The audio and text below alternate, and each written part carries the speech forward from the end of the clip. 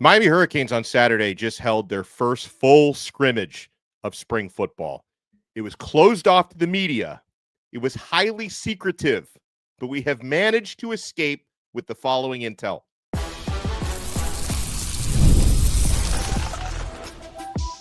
You are Locked On Canes, your daily podcast on the Miami Hurricanes, part of the Locked On Podcast Network, your team every day. Happy Monday, if there is such a thing. I am Alex Dono, University of Miami alumnus, co-host of Locked On ACC, and writer for Canes County at Rivals. And thank you so much to the everydayers for making Locked On Canes your first listen and your first watch today. We're available free wherever you get your podcasts. We're free on YouTube. We're part of the Locked On Podcast Network, your team every day. Today's episode is brought to you by FanDuel. Right now, new customers can get $200 in bonus bets when your first $5 bet wins.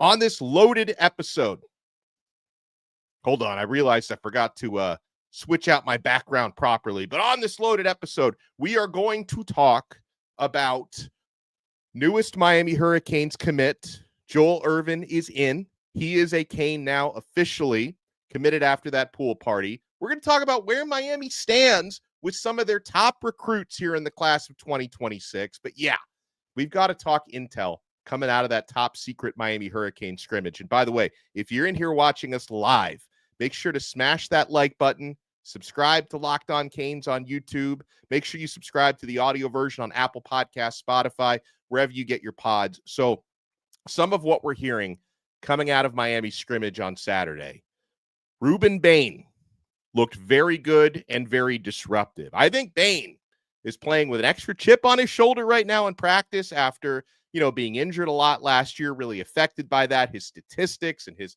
overall impact was not last year where it was the year before as a true freshman in 2023. So Bain is someone who Gabby Urrutia at Inside the U mentioned from his source coming out of practice that Rueben Bain and Francis Mauigoa had some awesome reps and awesome battles against one another in the scrimmage and was described to him as two future first-round picks going at it, right? And I think CC could very well be a first-round pick coming out of this year, and Bain potentially as well. Now, both of them could stay through 2026 if they don't decide to leave early. So, selfishly, I would like them to both to stay 4 years and not 3 years, but they look like two first-round picks going head-to-head in practice. Iron sharpens iron, okay? Safety Zechariah Poyser is someone who continues to play well. I was told he broke up a couple of practices in the scrimmage. Someone that I talked to who's, watched a lot of Miami practices over the years. I think that was the first one that he had been to this spring. And Zechariah Poyser and overall the defensive backs were really impressive. Xavier Lucas, this guy could be one of Miami's best finds in the transfer portal this year, at least one of the best additions. If I call him a find, it makes it sound like this was a player nobody knew about. Obviously, Xavier Lucas, a player that did well at Wisconsin last year. But I think about someone like Carson Beck, and we'll talk about him, of course, playing the most important position. He better be a really impactful transfer this year. Someone like David Blay on the defensive line who's playing well. And then defensive backs like Xavier Lucas and Zechariah Poyser. We need these guys to have a big impact. And Xavier Lucas is someone, and I've seen it when I've been out there at some spring practices this year. He seems to be the total package at cornerback when it comes to his size, well over 200 pounds, but also his quickness, his awareness, and his physical ability. That Xavier Lucas is, the type of big-bodied press corner that we always want to have in Miami and kind of fits that South Florida style, okay? I mentioned David Blay, the transfer defensive tackle from Louisiana Tech. High praise on Blay from Inez Cooper, who spoke again after practice this weekend. Big Coop, of course, one of the top members of Miami's offensive line. That's a future NFL player as well. And Big Coop continues to speak really highly of David Blay. I'm paraphrasing here, but Coop basically said that Blay has been the toughest guy that he's gone up against in practice, that seems to be someone in the interior of Miami's defensive line that is poised to make a big impact this year. So, really the senses that I get coming out of some of this early spring work and coming out of the scrimmage, Miami, as you would expect, just based on the talent acquisition of the last couple of years, looks to be in really good shape at the line of scrimmage on both sides. That's the way Mario Cristobal wants to build his programs. He builds his programs from the inside out, right? Hurricanes on paper should have one of the better offensive lines in the country. I know the defensive line obviously lost some important guys from last year, but things are trending really nicely. I mentioned Rueben Bain being someone who just stood out. Akeem Mesidor seems to be having a really good spring so far. David Blay, Justin Scott, when I've been out there, looks really good. Ahmad Moten. Malik Bryant is someone I expect is going to have a big year in Miami's edge rotation this year. True freshman Hayden Lowe has been one of the stories of spring for Miami so far. So I think Miami's in really good shape at the line of scrimmage, and it's also good to know that the defensive secondary is seen as a really improved unit heading into next year. Now, I want to offer a note here because we're talking about a lot of different names of guys I've seen play in spring, guys who reportedly played well in the scrimmage on Saturday. If I leave anybody out, don't assume, hey, if Dono didn't mention so-and-so, that means he must not be doing well. Like, don't assume that, because there's a lot of names rattling through my mind. There's certain players I was told about, other players that, maybe weren't mentioned to me. But if I don't mention somebody, don't automatically assume it means that they're not doing well. Going to the skill positions. JoJo Trader apparently had another really good day, and JoJo Trader has been having a tremendous spring. Now, I know Miami's receiving core overall is very young, with the exception of CJ Daniels, who we haven't really seen yet because he's not fully recovered from an injury last year at LSU. But Trader has been, to my understanding and to what I've seen out there, probably the most consistent guy at wide receiver, and he looks like he's ready to have a breakout year. I hear that multiple receivers looked good on Saturday, and it sounds like there's not been a lot of dropped passes, which is really good, because I can see how this offense has kind of evolved over the past few years. And like, I recall, going out to practices, Mario Cristobal's first year, like spring practices, fall camp, heading into the 2022 season, when Mario just took over. Josh Gaddis at that time. Oof, that's a name I don't like to bring up. He was Miami's offensive coordinator and receivers coach at the time. And I remember watching practices leading up to the 2022 season, and guys were just dropping balls left and right. I think Xavier Restrepo was the only one who was consistently catching balls. This was 3 years ago, mind you. But that there were a lot of drops. And over the past couple of years, so much of that stuff has been cleaned up in practice, which is, certainly kudos to the type of players that Kevin Beard and Mario Cristobal are recruiting at receiver, and the development that Kevin Beard is given to these guys in practice. And, one of the interesting things so far, from the times I've been out there, it's mostly individual drills and not 11-on-11 stuff, some, 7-on-7 type of stuff. But it's a weird thing going on at practice where the quarterback play, without Carson Beck yet, of course, the quarterback play hasn't really been stellar. Yet receivers are still making plays, which is good, because even though, and we're not watching Miami's starting quarterback right now, we're watching the three backups, and most of them are on the younger side. Judd is a second-year guy. Judd Anderson. Luke Nickel is a true freshman. By the way, I still think very, very highly of Luke's future.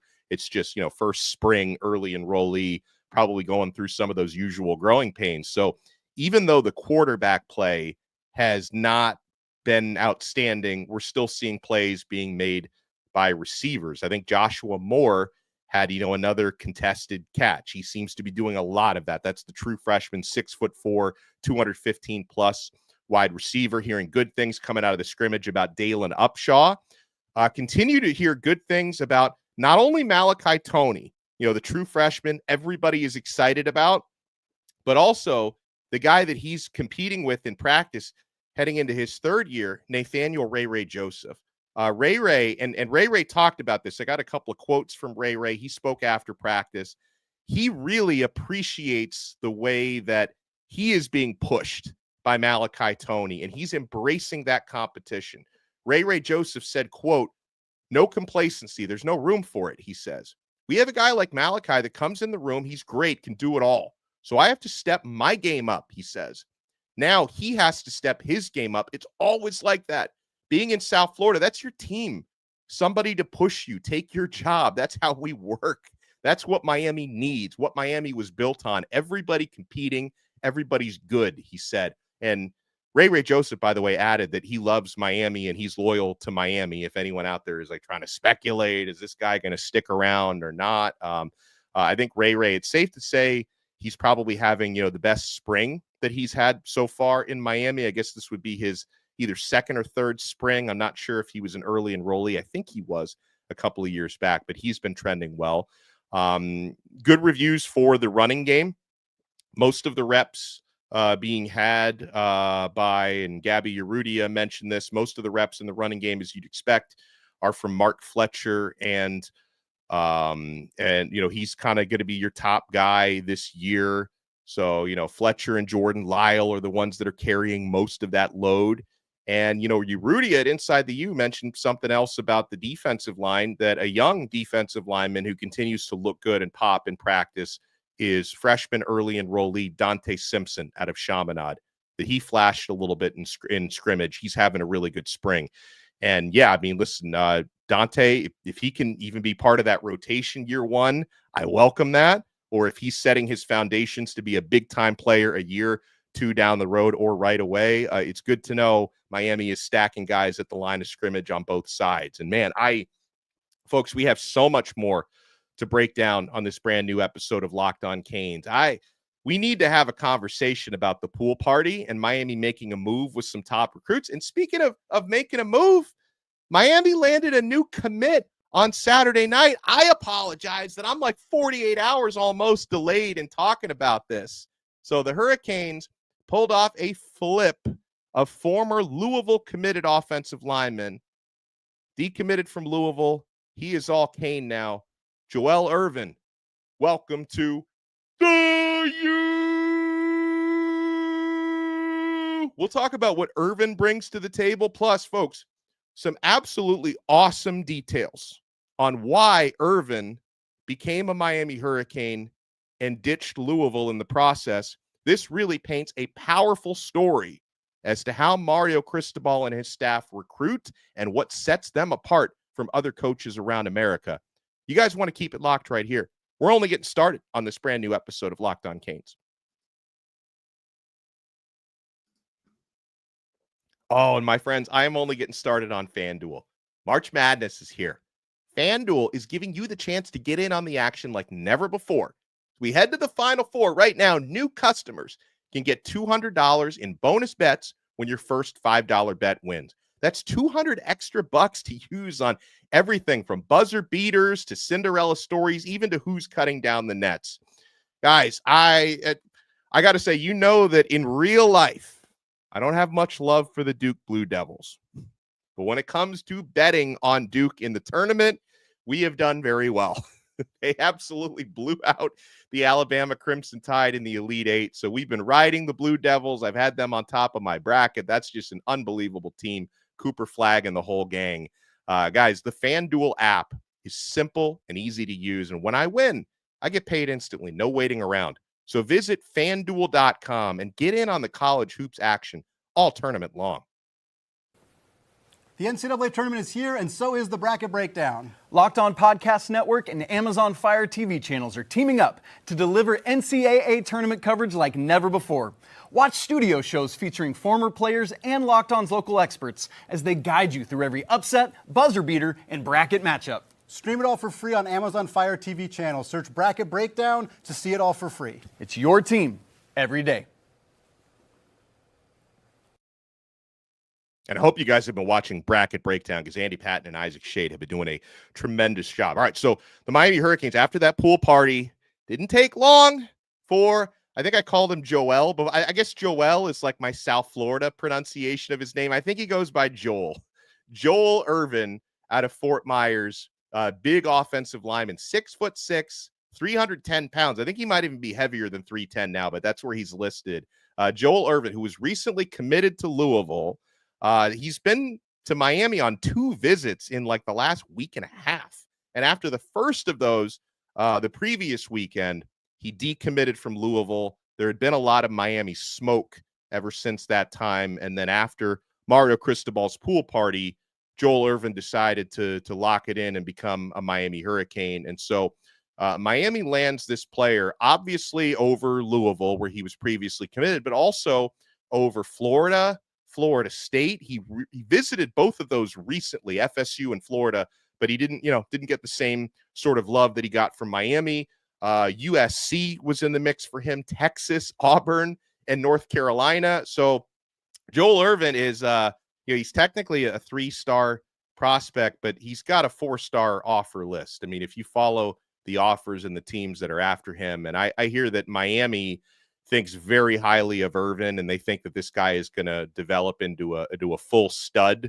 That 3, and he may end up, becoming a 4-star before the process is over. But I think that Mario and Mirabal feel more highly of him than like the websites do. And you know what? When it comes to offensive linemen, I trust Mario and Mirabal's evals over the nerds from the recruiting sites. Okay, so I like that. Ervin said after his most recent Miami visit, their coaching role is just impactful. He told Rivals. The head coach's involvement with the offensive line, it doesn't really get any better than this. So he talked about it here, folks. When I tell you what sets apart Miami's recruiting, so many other schools out there, not everybody's bad at this. There are others that do a good job with this stuff, as Miami does. But here's something that sets Miami apart, because when Ervin was kind of talking about why he backed off the Louisville pledge and why he wanted Miami, he said just the communication and relationship just really didn't have any with my family, he said of Louisville. The communication just wasn't there with the Cardinals. I just decided to move on. All respect to those guys. They're a great school, great program. It was just no communication, he said. And on Miami, he says, definitely the communication and the relationship that Miami built with my parents is what is special about Miami. They always took care of us when we came up. They've been looking at me for so long, he said. So Ervin, he plans to shut down his recruitment. So he's, just going to ride with Miami the rest of the way. He says, definitely my family members coming out to the visit. It showed just how much Miami cares about me and how much they want me and how much they want me to be a Hurricane. So there's a lot of lessons to pull from this. And before I circle back to that, let me give you the Joel Ervin scouting report. Big bodied guy, bendy, twisty movement, good footwork, quickness. He's got incredible power, 80+ inch wingspan for Joel Ervin. So this guy has a lot of raw materials to work with for Mario Cristobal and Alex Mirabal once he gets to Miami. And, folks, that the relationships and the communication, it's something, I know that when it comes to Mario Cristobal, people always have strong opinions about him, right? You think, he struggles in some of the game management, and how come this guy doesn't call this timeout when, but if you have a foundational understanding of what it takes to build a program through recruiting and the type of hard work and diligence that it takes to be really a constant recruiter, which is what Mario Cristobal is and what he expects every member of his staff to be. This stuff is not easy to do, and it's very time consuming. But folks, when I've talked to Miami recruiting targets over the years, and we just had one on the show less than a week ago. You remember last Wednesday we had Southridge center Ryan Moret on, who's not officially committed yet, but I feel like he's a Miami lean. He talked about the relationships with Cristobal and Mirabal. He talked about the constant communication. This always comes up with Miami recruits. And so, when you hear about, the place where I was committed to, they weren't communicating with me anymore, weren't talking to me, weren't talking to my family, and yet Miami was always there for me, making me feel the love. Do not take that for granted, how good and how diligent Miami is. And you'll often hear recruits and Miami recent commitments, they'll always talk about how the U really feels like family for them. That's the sort of atmosphere and culture that Mario Cristobal is creating, and it's already paying a lot of dividends in recruitment, and I think it's going to continue to do so. And listen, I don't want to give any free tips to Jeff Brom in Louisville. So Brom, I hope you don't watch this. You just keep doing what you're doing, Brom. But I think this is a lesson to Louisville. I mean, unless Louisville just decided maybe they didn't want him anymore, and so they weren't prioritizing him. But that's not the sense. Like I don't feel like Louisville, wanted him off their class. I don't get that sense whatsoever. I think that this is a player they legitimately wanted. But another thing that Mario Cristobal and staff are really good at that not every staff is when you have a guy who's verbally committed to your program, you keep recruiting that player. You don't take anyone for granted. Somebody gives you a verbal pledge in the summer, in the spring, that doesn't mean you stop calling them. Doesn't mean you stop inviting them to all of your team functions.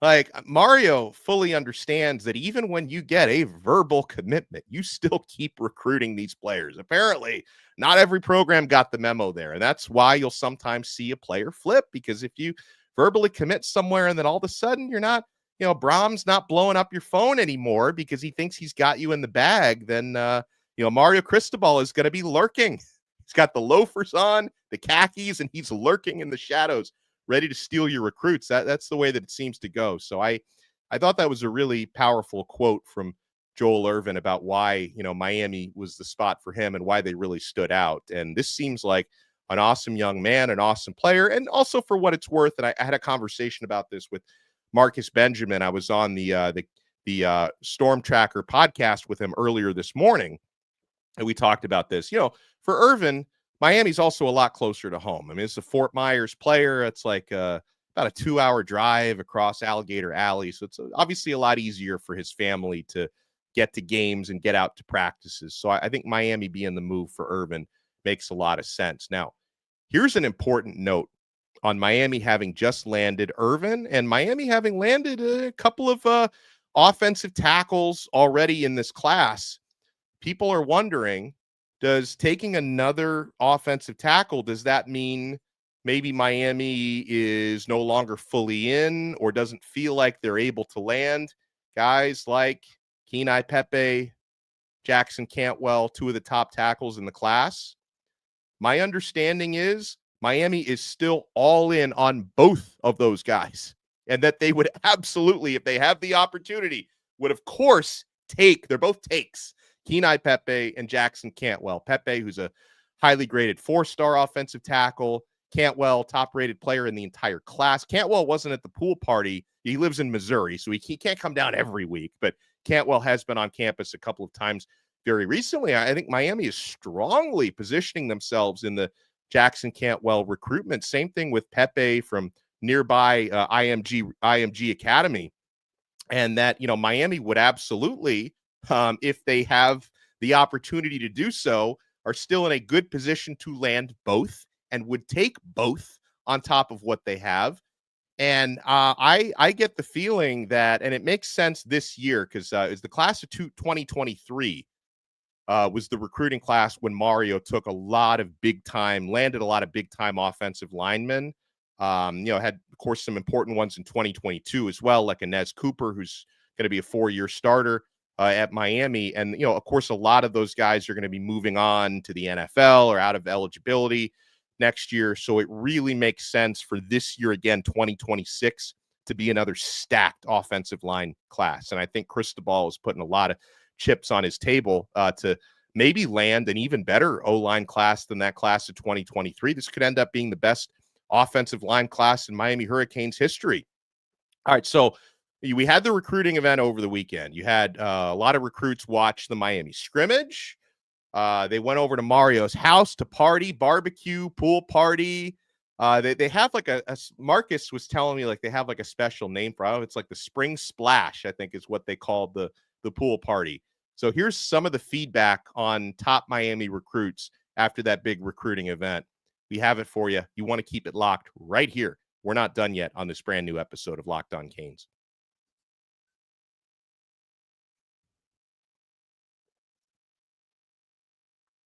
Thank you so much for making Locked On Canes your first listen and your first watch today. We're available free wherever you get your podcasts. We're free on YouTube. We're part of the Locked On Podcast Network, your team every day. Make Locked On ACC your next listen.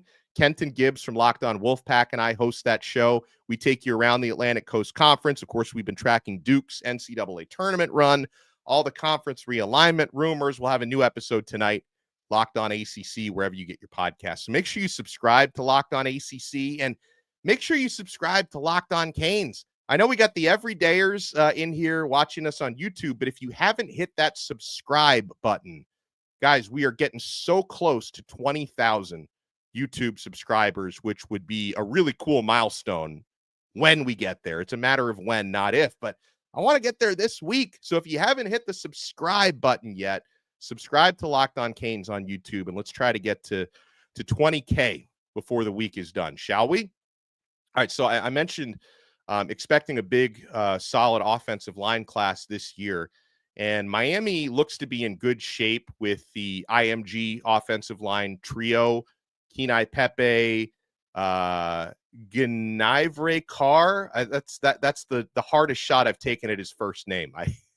I'm sure I screwed that up. G Carr and Breck Kolojay. They were all on campus together and at Mario Cristobal's house for the spring splash pool party event. And, you know, conversations I've had, like the talk that I had with Marcus Benjamin from Rivals earlier today, Miami's in a good position with all three of those studs from IMG Academy, but it seems like Pepe is the one that Miami may be in the best spot for right now. The relationship there is very deep. So Keenyi Pepe has been recruited by Miami since he was a freshman. So Miami's put in the work on this one. And, you know, Pepe has followed the success and the development of his friend Francis Mauigoa, fellow Pacific Islander and another IMG Academy alum. It seems like Pepe and Cece know each other very well. So he's seen, like, his guy has been in Miami's offense the past 2 years, going on 3 years. And Cece Mauigoa, if he continues on the trajectory he's on, this is somebody who's probably going to get his name called in the first round of the 2026 NFL draft. And so I think Pepe feels very connected to that and very close to that. You know, Breck Kolojay is obviously someone he's got options and, you know, I don't know for sure how hard of a lean he is to Miami, but our guy, Brian Smith, I know feels pretty good about where Miami stands for Kolojay. And as for Carr, I was interested in reading some of the things that Carr said coming out of the pool party.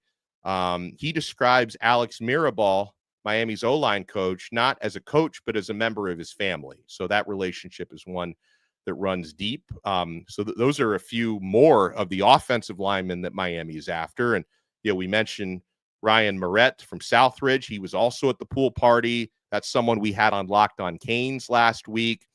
He's a center, probably will be a center at the college level as well. This is another one that's very high on Miami, and I think the feeling is mutual. So the Hurricanes have a lot of irons in the fire when it comes to offensive linemen, okay? You know, another important visitor Saturday, he's been around campus a lot recently, was Derrek Cooper. 4-star, borderline 5. He actually is a 5-star on Rivals, athlete / running back out of Chaminade, Madonna. And I was told he looks very much at home on Miami's campus, that he's riding around on one of those scooters. He's been hanging around with Miami linebacker commit Jordan Campbell. So, you know, and this, it's been cool to watch the developments in Derrek Cooper's recruitment. And we're not at the finish line yet, of course, but a few weeks ago, we were really characterizing probably Georgia as the team to beat for Cooper, with Miami a close second. That seems to have flipped. Like, Miami seems to be running in front now for Derrek Cooper. And it's cool that he and Jordan Campbell are getting close. And also on Jordan Campbell, who's a 4-star committed linebacker to Miami. He was also at the pool party. It sounds like Jordan Campbell is, you know, because he's taken visits to other places. And to this point, he's kept his recruitment open, even though he's a verbal commit. But apparently Jordan Campbell is very close to shutting down his recruitment and strictly focusing on Miami. So Miami's doing a good job there. And it goes back to what we were talking about earlier in this episode. You've got to keep recruiting your verbal commits. Like, can't take these guys for granted. You get a verbal commit, talking about a 4-star, sometimes 5-star players. Like, you've got to keep recruiting these guys as if they're uncommitted. And Miami does a really good job with that. Another player who was at the pool party, 4-star lineman, offensive or defensive. He's listed as an athlete, but 4-star Lamar Brown out of Baton Rouge, Louisiana. Miami's gaining some buzz there. Now, this is another player I talked about today with Marcus Benjamin. Now, with Lamar Brown, some of the recruiting sites have him listed as an offensive line, but Miami is recruiting him as a defensive tackle. That's important to note. right? With all the offensive linemen that Miami are after. Lamar Brown is not one of them. Lamar Brown is projected as a defensive lineman at the next level. 6'5", 292 pounds. So very tall, already very, very large, and probably still growing. By the time he gets to college, he'll probably be over 300 pounds. So Lamar Brown, Miami recruiting him as a defensive tackle. Jose Kent, Superman, become a show favorite here on Locked On Canes. This is someone Miami is recruiting as a tight end, not an offensive tackle. Plays offensive tackle, listed as an offensive tackle on some of the recruiting sites.